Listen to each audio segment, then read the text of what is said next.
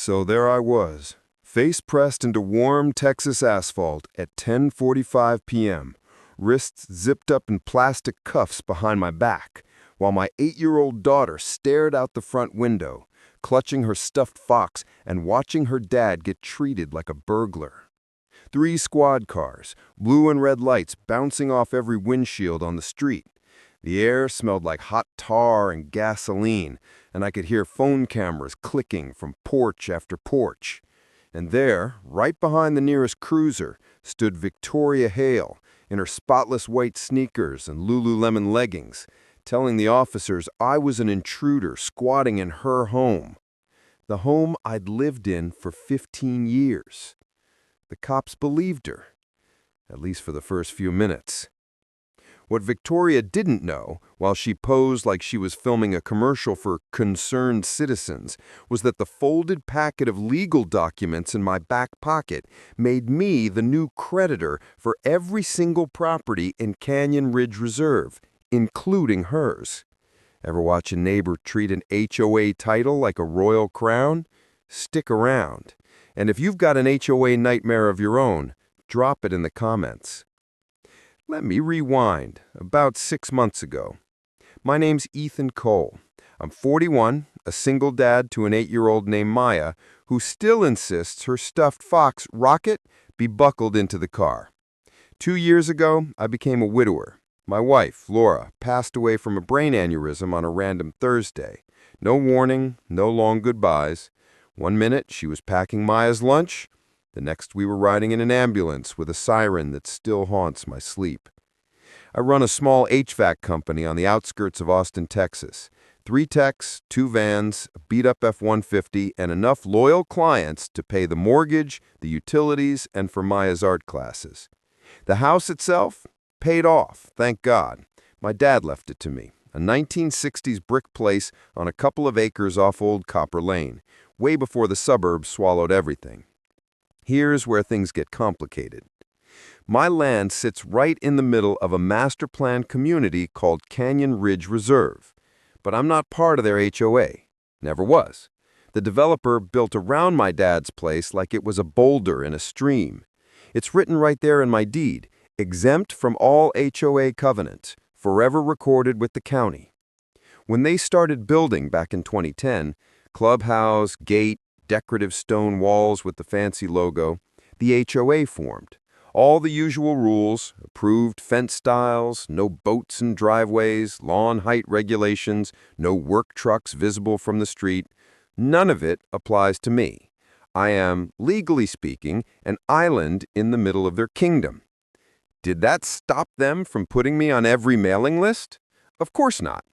First, it was meeting announcements, then friendly reminders, then outright violation notices, lawn not in compliance, commercial vehicle visible from road, non-standard mailbox. I ignored all of it. My attitude? Not my HOA, not my problem. That's when Victoria decided I was her problem. Victoria Hale, late 40s, sharp bob haircut, always in brand name athleisure. Real estate agent with Hale and Hartwell Realty. Her face is on at least 6 bus benches and every other Zillow listing in a 10-mile radius. She lives at the top of the hill in the biggest modern farmhouse on the block, the one with the perfectly symmetrical planters and uplighting like a magazine cover. She's also the HOA president, has been for the past 5 years. And just to make it extra awkward, she's the ex-wife of the original developer, Daniel Hale, the guy whose company built Canyon Ridge Reserve around my dad's land after he refused to sell. She first came to my door in late May. Maya and I were in the yard planting a bunch of wildflower seeds my wife had labeled in tiny mason jars. Indian paintbrush, bluebonnets, coneflower. Laura left a garden notebook before she died, sketched out this whole plan for a pollinator-friendly yard. It was the first day I'd seen Maya laugh outside since the funeral. She had dirt everywhere and 0 regrets. That's when a white Lexus rolled up, tires crunching on my gravel. Victoria got out holding a clipboard sideways like a shield. "Mr. Cole, is it?" I stood up, wiped my hands on my jeans. "Yeah, Can I help you? We've sent multiple notices regarding your property's non-compliance. We can't ignore it any longer. I'm not in your HOA. Never signed anything. Not on title. My deed's exempt. Been that way since before you people poured your first driveway. I keep a copy of the deed in the kitchen drawer. Printed, highlighted, laminated. Grief makes you weirdly prepared. I went inside, grabbed it and showed her the section the county clerk had underlined when I bought the place for my dad's estate. She scanned it, her mouth tightening. That's undated language. Developer oversights don't override current community standards.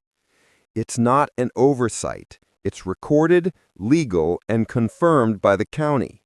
Your rules stop at my fence.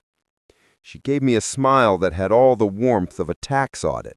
We'll see about that. The next morning, I found a neon orange sticker plastered across the windshield of my work truck. Immediate violation, towing pending. Not from the city, no official seal, just the HOA logo and Victoria's signature. It took me 20 minutes and half a bottle of glass cleaner to scrape it off while Maya watched from the porch. Is the fancy lady mad at us? She's just confused, I said. I didn't believe it, but I wasn't ready to tell my 8-year-old daughter her neighbor was a bully with stationery. Then came the county complaints. I was up in a restaurant attic fixing a blower motor when my phone buzzed. Travis County Code Compliance. They'd received anonymous reports. Unpermitted electrical work, running a commercial operation without proper zoning, possible septic overflow. None of it was true. Inspector Carlos Medina showed up the next morning. Mid-50s, boots that saw things, clipboard tucked under one arm. He walked the property with me, checked the permits, peeked at the septic access, took photos. Everything's clean, he said finally. Off the record, we see this all the time in HOA-heavy areas. One neighbor uses us like a weapon. Can I find out who? I asked. Complaint logs are public record, he said. You can pull them online. If it's obvious harassment, you can talk to a lawyer. Judges don't love their time being wasted. That night, after Maya went to bed with Rocket tucked under her chin, I sat at the dining table and dug through county records. The pattern jumped out fast. Same subdivision, same complainant email header, different targets. A retired couple whose yard wasn't perfectly manicured, a nurse with 3 kids and a trampoline, a guy who restores motorcycles. 10 families in 4 years. 8 of them sold within a year of the first complaint. Every single listing? Hale and Hartwell Realty, Victoria's firm. The phrase, weaponized bureaucracy, started ringing in my head. I called my buddy Nate, guy I knew from a softball league now working as a paralegal for a property attorney named Priya Shah. We met at a bar that still smelled like fried pickles from the lunch rush. Nate listened, scribbled notes on a napkin. This is textbook interference and harassment, he said. Priya's going to drool over this. Priya didn't drool, but her eyebrows did climb in a very satisfying way when I showed her the records the next week. You've got a solid civil case, she said, but there's more here. HOAs in Texas are technically nonprofits with quasi-governmental powers. They have to keep transparent records. If she's using that power to line her own pockets, that's a much bigger problem. She told me to file a written records request under state law. Meeting minutes, violation logs, financials. They're required to comply, she said. And how they comply will tell us exactly how scared they are. I mailed it certified the next day. 3 days later, Victoria showed up at my door with a single-page denial letter held like a traffic ticket. It said, "Request denied. Protected by attorney-client privilege." I looked up at her. That's not how the law works. Then get a lawyer, she said, turning on her heel. And move that truck. It's lowering property values. My truck was parked in my own driveway. The petty escalations came fast after that. Orange cones blocking the end of my drive the morning I had a big commercial bid meeting. No markings, no city stickers. I moved them, but I was 30 minutes late and lost a $12,000 job. Maya's carpool forgot her twice in 1 week. The driver just so happened to be on Victoria's wine night group chat. An anonymous email went to 3 of my regular clients hinting that my licenses might not be current. I started documenting everything: date, time, photos, screenshots. If Laura had taught me anything, it was that paperwork can save you when you're drowning. Insurance forms, hospital bills, now HOA nonsense. Then my tires got slashed. All 4 of them. Midnight. In my own driveway. I found the truck sitting flat on its rims at 6 a.m. The security camera I'd installed after the cone incident caught a hooded figure moving fast with something in his hand. The build, the walk, the ponytail bouncing at the back, it sure looked a lot like Victoria. The cops came, shrugged. Without a clear face, there's not much we can do, sir. But now I had a pattern: bogus code complaints, harassment, property damage. I sent everything to Priya. Her reply came back 5 minutes later. Keep logging. You're building a war chest. 2 weeks later, she called me in for a meeting, this time with a stack of paperwork of her own. "Ethan," she said, swiveling her monitor toward me, "your neighbor's HOA is not just petty, it's financially upside down." She'd pulled Canyon Ridge Reserve's corporate filings and loan records. The HOA owed $280,000 to a lender called Hale Development Group. Yep, Victoria's ex-husband's company. Balloon payment due in 5 months. And their reserve account? I asked. 93 grand. Even if they emptied it, they wouldn't come close. And look at this. She pointed at line items. Hale Community Consulting, $14,000. Hale Maintenance Services, $18,500. Hale Lifestyle Management, $12,200. All LLCs tied back to the same mailing address as Victoria's real estate office. She's paying herself with HOA money.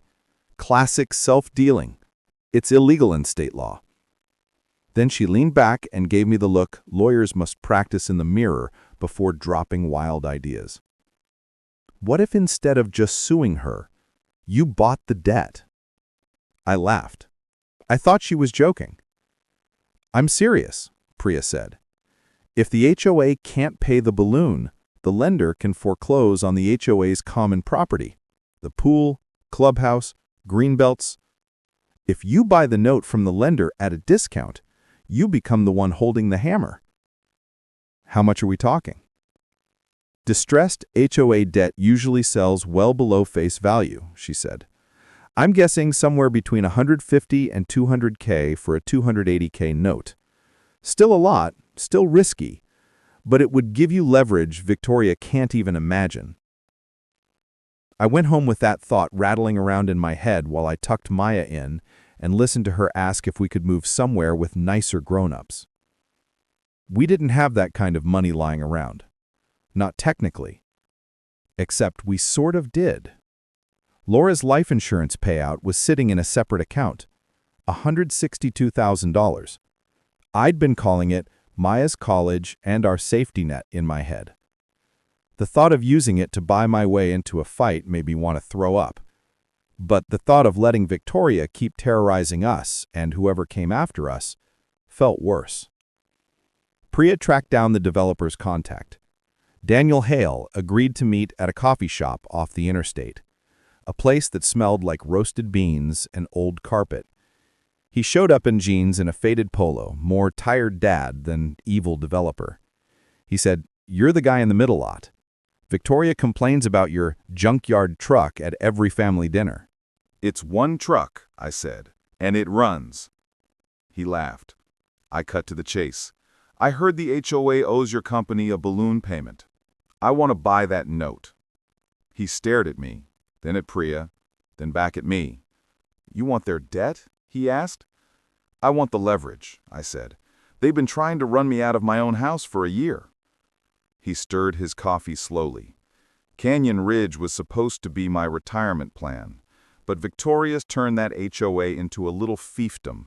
She fights every assessment increase, blocks every responsible payment, because homeowners like her when she keeps dues low and amenities shiny. Meanwhile, she funnels money to her side businesses and leaves my company hanging. "So sell it to me," I said. "You get out, I take on the headache voluntarily." He snorted. "Most people pay money to avoid HOAs." We haggled. He wanted $200,000. I countered at $150,000. We settled on $155,000 and a clause saying he'd cooperate fully if there was ever an investigation into mismanagement. As we closed the deal, he added, "You know, once the foreclosure sale is scheduled, it's nearly impossible to stop, assuming the law is followed." "When's the sale?" Priya asked. He pulled up an email on his phone. "Already set. 6 weeks from Friday." I walked out of that coffee shop with my hands shaking. I'd just decided to trade Laura's safety net for a legal grenade. Once the assignment of debt was recorded with the county, I officially held the note on Canyon Ridge reserves. The HOA now owed me $280,000 plus interest. Victoria had no idea. Priya gathered a small war council at my house. Me, Nate, Inspector Carlos on his own time, and a neighbor named Sophia, who quietly admitted half the street hated Victoria but was too scared to cross her. We laid it all out on a whiteboard. Step 1. Let the foreclosure sale proceed. Step 2. Use my status as the lender to credit bid, meaning I could bid using the debt itself instead of cash. Step 3. After the sale, strip the HOA of its power and turn it into a voluntary association. Be very clear, Priya said. You're not taking anyone's house. You're taking the pool and the playground away from a corrupt board and handing them back to the neighborhood. And what about Victoria? I asked. If we do this right, she loses the crown and faces whatever consequences the state decides are appropriate. It didn't stay secret for long. 3 weeks before the sale, Victoria called an emergency HOA meeting in the clubhouse. I didn't go. Priya advised me to stay home, but Sophia recorded the whole thing. Victoria paced at the front in a blazer and skinny jeans, slide deck titled "Saving Canyon Ridge." She finally told the homeowners they were in default, that a predatory investor had bought their debt, that unless they approved a $2,500 per house special assessment due in 10 days, they'd lose everything. She never said my name. She didn't have to. People lost it. Young families shouted about not having spare thousands. Retirees said they'd have to choose between that and medication. Someone asked how an HOA that collects nearly $200,000 a year was somehow broke. Victoria said, legal costs and unexpected maintenance. Sophia stood up. What about the $40,000 that went to your companies? She asked. Victoria tried to shut her down. The room split into factions. The meeting ended without a vote, but the rumor mill, that didn't stop. The next few days were pure escalation. Anonymous, concerned neighbor posts on Facebook claimed I was partnering with a hedge fund to steal everyone's amenities. Photos of my truck and my wildflower yard got shared with sanctimonious captions about visual blight. Someone filed a complaint with the Texas Department of Licensing against my HVAC business. Another claimed Maya was often left unattended outside near tools. That one triggered a visit from Child Protective Services. The CPS worker, a woman named Elena, walked through our house, saw the chore chart, the stocked fridge, the safety gates, the smoke detectors with fresh batteries.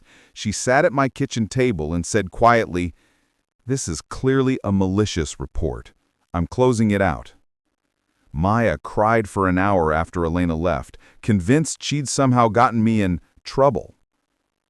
That was the night I stopped questioning whether using Laura's money for this fight was reckless. I was done absorbing punches. Victoria's last real move was a legal one. She hired an expensive downtown attorney and filed a motion for an emergency injunction to stop the foreclosure, claiming the debt assignment wasn't properly noticed. We went to court. The room smelled like old books and lemon floor polish.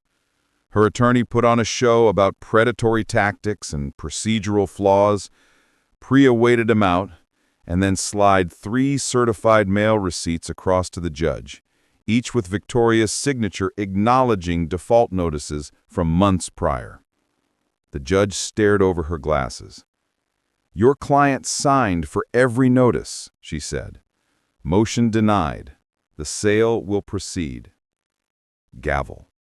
Done. Outside the courthouse, a local news crew caught Victoria trying to spin it as one man's vendetta. Priya cut in and said we'd have a full statement after the sale. Foreclosure Day felt like stepping into a movie I hadn't agreed to star in. It was a bright Friday in September. The county courthouse steps radiated heat. A crowd had already gathered. Homeowners, reporters, curious onlookers who had nothing better to do than watch a neighborhood implode. I showed up in clean work jeans, a button-down, and steel-toed boots. I wasn't going to pretend to be someone else today. Sophia and a few other neighbors flanked me, more for moral support than protection, but it helped. On the other side of the steps, Victoria arrived in a cream-colored suit, full makeup, and board members clustered around her like bodyguards. The court-appointed trustee read the legal description of the HOA's common property: pool, playground, clubhouse, green belts, detention ponds. It sounded weirdly clinical. "Opening bid is $280,000, he announced. "Do I have any bids?" Silence. "I bid $280,000, I said, raising my hand. "Credit bid as note holder." The trustee nodded. "Credit bid of $280,000 by Mr. Ethan Cole, holder of the Canyon Ridge Reserve note. Any other bidders?" Victoria tried to speak. "This sale isn't—" "Ma'am," the trustee said, not even looking at her, "this is not a hearing. It's an auction." 30 long seconds. The only sounds were the faint hum of traffic and someone's baby fussing in a stroller. "Going once," he said. A guy in a golf shirt shouted, "We'll pay more if—" "Registration to bid closed 24 hours ago," the trustee said. "Unregistered bids can't be accepted." "Going twice." My heart was beating so hard I could feel it in my teeth. "Sold," he said finally, "to Mr. Cole, as note holder, for $280,000. Gavel hit wood. Just like that, I owned the pool everyone thought I was stealing. Victoria stormed toward me, eyes blazing. "You have destroyed this community. Do you understand what you've done?" I kept my voice level, exactly like Priya told me. "I bought a debt the HOA refused to pay, and I'm going to use it to fix the mess you made." Cameras swiveled our way. I pulled out a folder. "This," I said, holding up the first set of pages, "is my deed showing my property has never been under your HOA's control." I flipped to the next document. "These are county records of false code complaints filed from the HOA office against at least 10 homeowners. People who then sold, often under pressure, and all of their houses just happened to be listed with your real estate firm." Gasps moved through the crowd. Photographers zoomed in. "And this is the CPS notice closing a malicious report about my parenting, filed after I refused to move my own truck off my own driveway." A reporter called out, "Mrs. Hale, do you deny filing false complaints for financial gain?" Victoria's face went pale in a way no amount of makeup could hide. She turned away, heading for her Lexus without a word. I wish I could say people immediately saw me as the hero. They didn't. Some were angry. Some were confused. Some had believed every word Victoria posted online. But enough of them had read the documents Priya and Sophia quietly circulated that week, printouts explaining the mismanaged money, the default, the legal process, that they stayed, listening instead of shouting. Priya stepped in front of the microphones. "Mr. Cole is not taking anyone's home," she said clearly. "He has purchased the HOA's debt and, as the new owner of the common property, will be proposing a plan to turn Canyon Ridge Reserve into a voluntary association with no mandatory dues and no fines for paint colors or parked trucks." Voluntary? Someone echoed. Yes, I said. You'll still have to follow county codes, but nobody's going to ticket you for your kid's basketball hoop anymore. That got a few quiet laughs. You could feel the tension crack just a little. The next day, we held a community meeting in the clubhouse I technically now owned. We propped the doors open, brought coffee and donuts, and set up a giant sign that read, "No more HOA tyrants. Let's decide together." About 120 households showed up. I stood in front, a stack of notes in my hand that I barely looked at. I didn't do this to be your new boss. I did it because the system that was supposed to protect you was hurting you instead. I laid out the plan. Dissolve the old HOA board completely. Convert to a voluntary neighborhood association. No architectural review committee, no paint approvals, no lawn height fines. Keep the pool and playground open with a much smaller, voluntary membership fee that actually matches the true cost of maintenance. And use any extra to fund a small scholarship every year in Laura's name for a local kid going into nursing or teaching. Questions flew for an hour. Some people were angry. Some apologized for things they'd said online.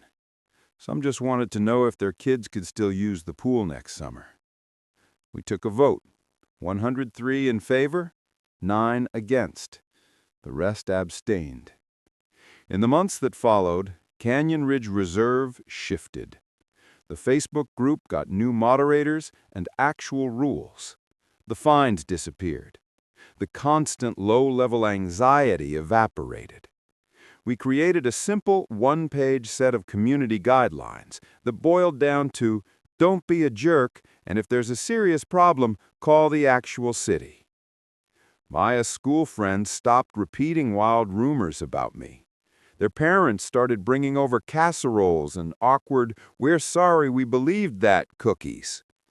We cleaned graffiti off the playground together instead of arguing about whose violation notice would arrive first. I started seeing something I hadn't seen in years. Neighbors talking in driveways without looking over their shoulders. Victoria? The state opened an investigation after the news stories and Priya's complaints. Her real estate license went under review. Several families she'd hounded filed their own claims. I wasn't part of that process. I was between her lawyer, and the licensing board. But I heard she eventually moved across town to a rental and quietly stepped away from community leadership. The lawsuit she tried to file against me fizzled as soon as Priya started discovery and pulled in her financial records. We signed mutual no-contact agreements. Honestly, I was relieved never to see her again. A year later, my business had grown. I hired another tech. That restaurant I'd once almost lost as a client due to anonymous concerns hired me to do their second location. Maya made the honor roll and painted a huge mural of wildflowers on her bedroom wall, her idea of turning Laura's garden sketches into something she could see every night. Sometimes we sit on the front steps in the evening and watch the neighborhood kids ride bikes past the now slightly imperfect, slightly mismatched houses. "Do people like us now?" she asked once, leaning her head against my shoulder. I think most of them always did. They were just scared of the wrong person. "Are we going to move?" "No," I said. "This is our home. And now it's not just ours, it's everyone's a little more fairly." So, that's how I went from being the guy an HOA tried to run out of town, a guy who wasn't even under their rules, to the person who legally owned the HOA's assets and used that leverage to tear down a broken system instead of just winning an argument. If you're stuck in an HOA horror show of your own, document everything. Dates, times, photos, letters. Learn your state's laws. HOAs have rules they have to follow too. Don't assume they're untouchable. Behind the scary letterhead, they're just corporations and volunteer boards. What's your worst HOA story? Drop it below. Let's compare scars. And if you want more stories about beating broken systems without burning everything down, hit subscribe. Next time, I'll tell you how a simple fence dispute led to uncovering a utility easement that even the city forgot existed.